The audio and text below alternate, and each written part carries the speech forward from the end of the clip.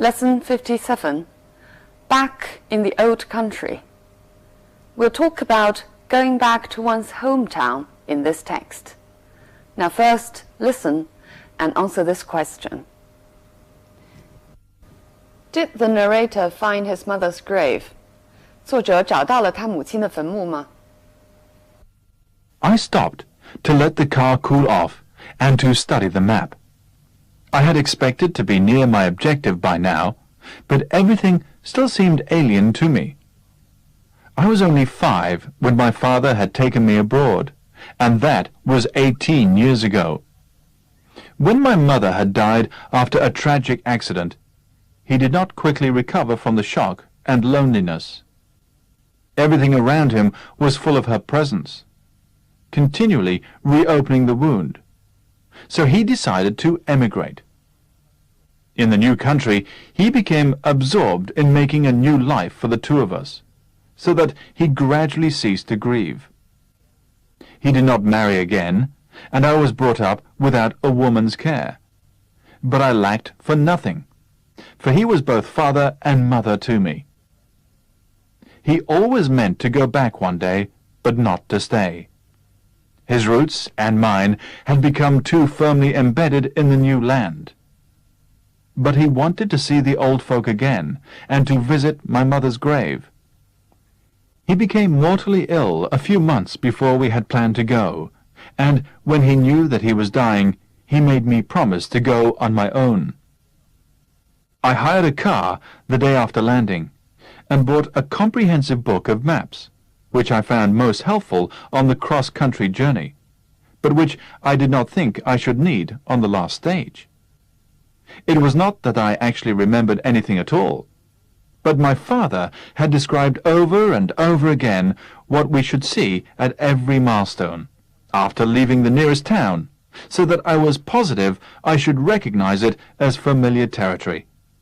Well, I had been wrong, for I was now lost. I looked at the map, and then at the mileometer. I had come 10 miles since leaving the town, and at this point, according to my father, I should be looking at farms and cottages in a valley, with the spire of the church of our village showing in the far distance.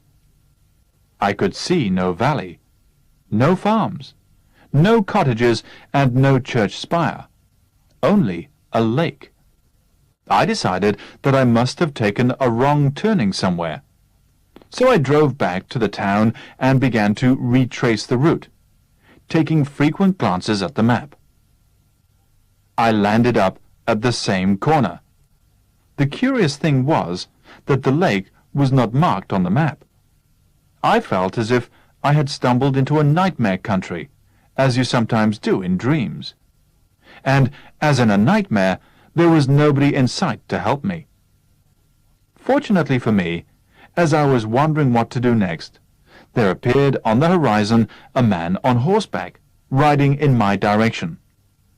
I waited till he came near. Then I asked him the way to our old village. He said that there was now no village. I thought he must have misunderstood me, so I repeated its name. This time he pointed to the lake. The village no longer existed because it had been submerged, and all the valley too. The lake was not a natural one, but a man-made reservoir. So did the author find his mother's grave?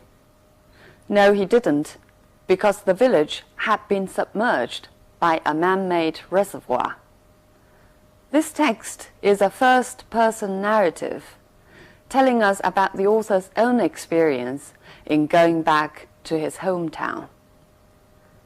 At the beginning of the text, he tells us that he couldn't find his way to it. Then he goes on to tell us why they left their hometown. This going backward in time when you are telling a story is called flashback, 倒叙. After this, he makes another flashback about how he arrived at this point of the journey since he landed in the old country. Then he proceeds according to the time sequence. telling us how he met an old man, telling him that the old village had been submerged. Okay, now let's look at some language points in the text.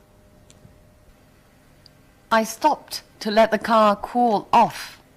Cool off here means to let the engine become colder.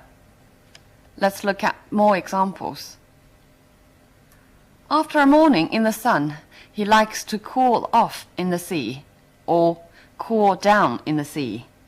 Here, cool off or cool down simply means become colder. They were desperately in love at first, but now it's starting to cool off. So you can also use cool off to describe people's emotion, meaning feeling less strong. The opposite of cool off is warm up. For example, I'll warm up the engine while you are putting your coats on. Here, warm up means to make the engine start working. If you don't warm up before taking exercise, you risk injuring yourself. Warm up here means to do some starting exercises. 热身. I had expected to be near my objective by now. Objective here means aim or destination. Here it refers to my hometown. Let's look at more examples. His main objective now is simply to stay in power. His main aim now. Do you think you have achieved or attained or met your objectives after 4 years' study?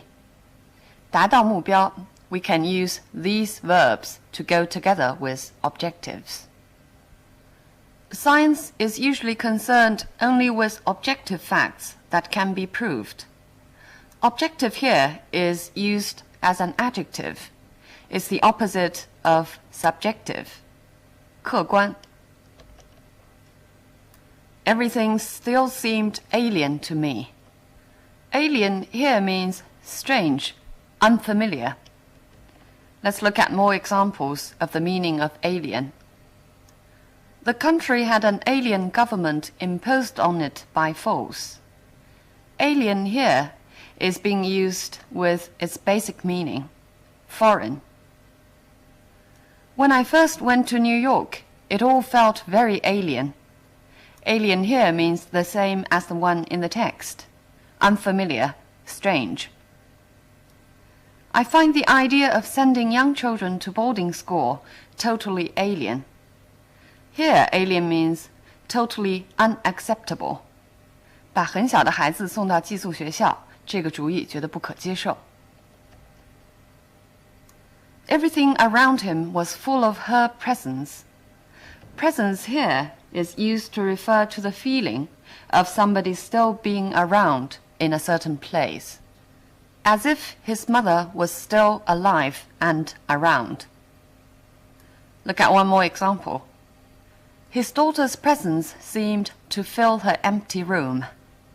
He still felt that his daughter was around in her empty room.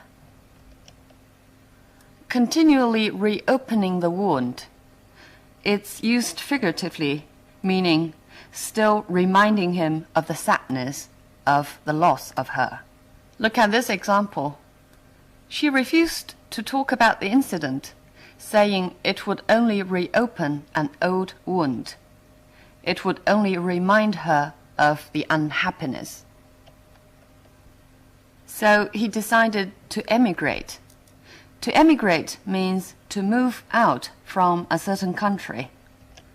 For example, millions of Germans emigrated from Europe to America in the 19th century. 从欧洲移民到美国.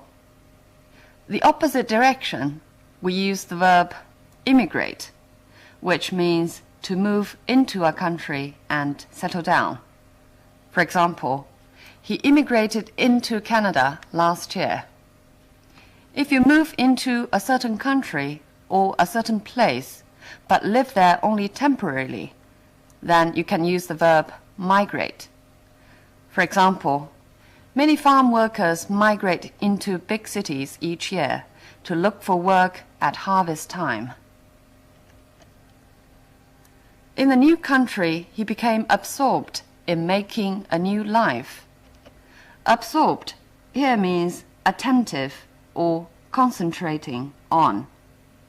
Let's look at more examples. She was absorbed in her thoughts. She was focused on her own thinking. Now let's look at more examples to see whether absorb means the same thing. I'll give you some time to absorb the details of the story. Absorb here means to take in, so that to fully understand. The drug is quickly absorbed into the bloodstream. Absorb here is to take in, 被吸收, so that he gradually ceased to grieve. Grieve is a verb, meaning feel sad. For example, he grieved for the companion he had lost. We can also use the structure, it grieves somebody to do something. For example, it grieves me to see how selfish they have become. But I lacked for nothing. I lacked for nothing means I had everything that I needed. Lack means be in short of something. Let's look at more examples to see how to use this verb. What we lack in this apartment is space to store things. What we are in short of. I lack the energy that is required to look after children. So you can also use lack as transitive verb. 也可以做及物动词使用.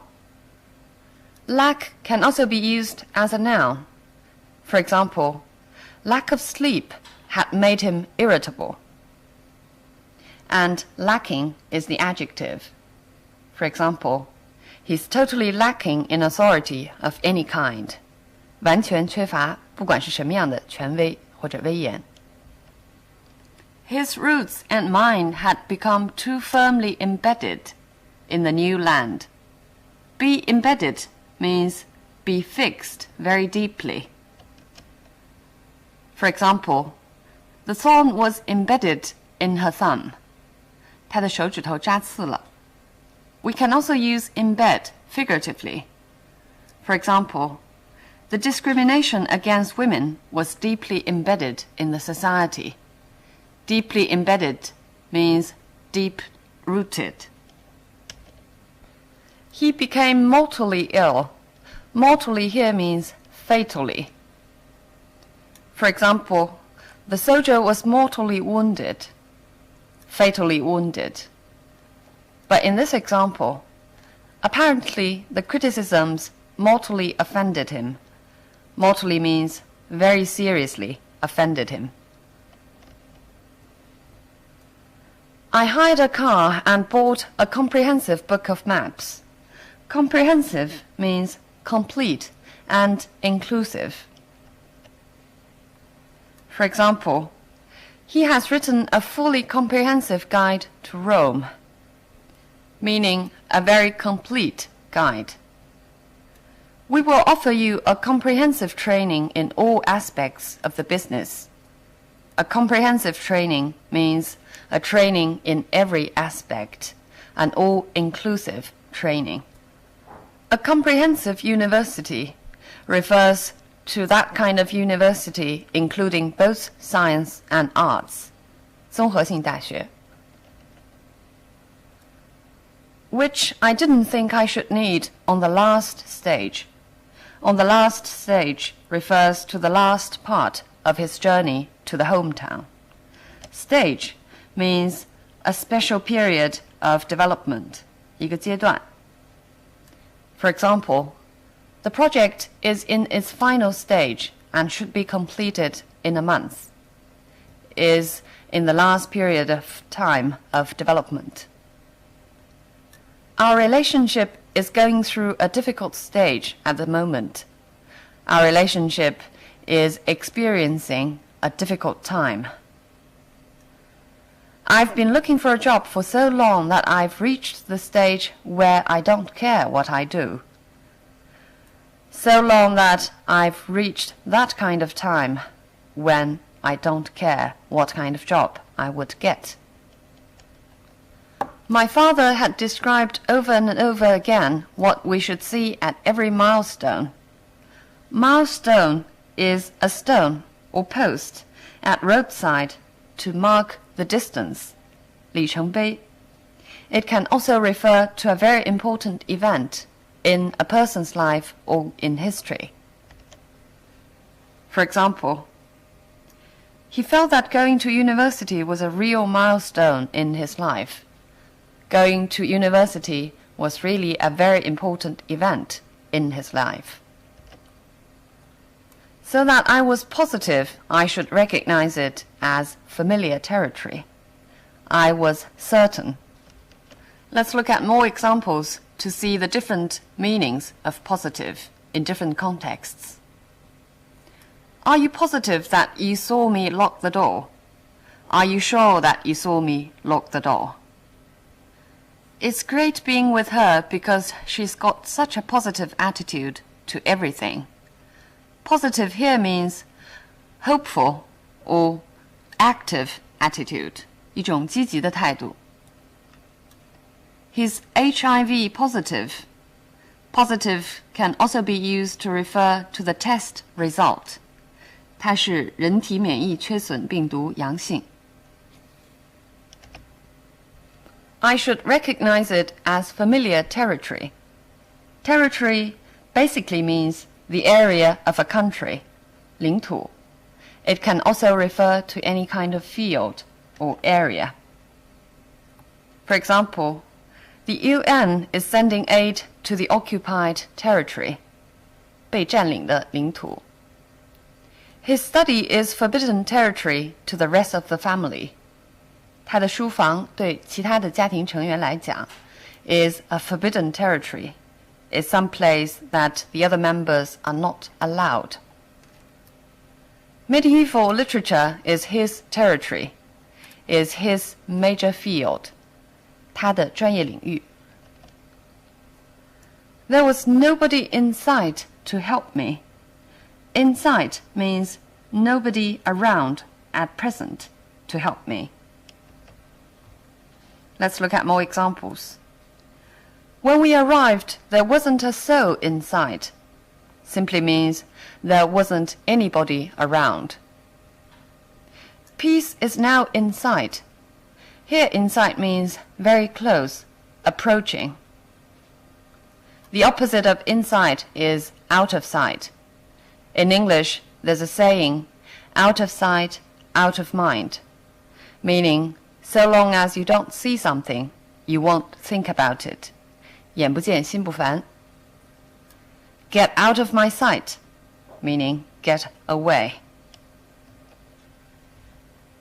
There appeared on the horizon. On the horizon, 在地平线上, meaning the place where the sky and the earth meet. For example, the moon rose slowly above the horizon. On the horizon can also mean very close, about to happen. For example, the new threat on the horizon is unemployment. Horizon, when being used as a plural form, means knowledge or experience. For example, the visit to Europe certainly broadened our horizons, or expanded or widened our horizons. 开阔了眼界. We all know that but can make a turn in the meaning of a sentence. But 经常表示转折. For example, the lake was not a natural one, but a man-made reservoir. In the text, there's another sentence using but more complicated. It was not that I actually remembered anything at all, but my father had described over and over again what we should see at every milestone. This but clause is too long, so it's made into a separate sentence. And a separate sentence structure also helps to emphasize why he didn't think he would need a map. The author of this text has emigrated into a new country, and in that country he is an immigrant. The most important country of immigrants in history is, of course, the United States. So it's called a melting pot, 大熔炉, because it has various cultures and customs. But some people think that a salad bowl is a more proper term, because in a melting pot, you won't be able to recognize the identity of each kind of culture. But in a salad bowl, it's integrated. At the same time, you can still recognize each ingredient. And for example, the Chinese immigrants in the United States is called ABC, American-born Chinese. Okay, so much on the topic of immigration and hometown. I'll see you next time.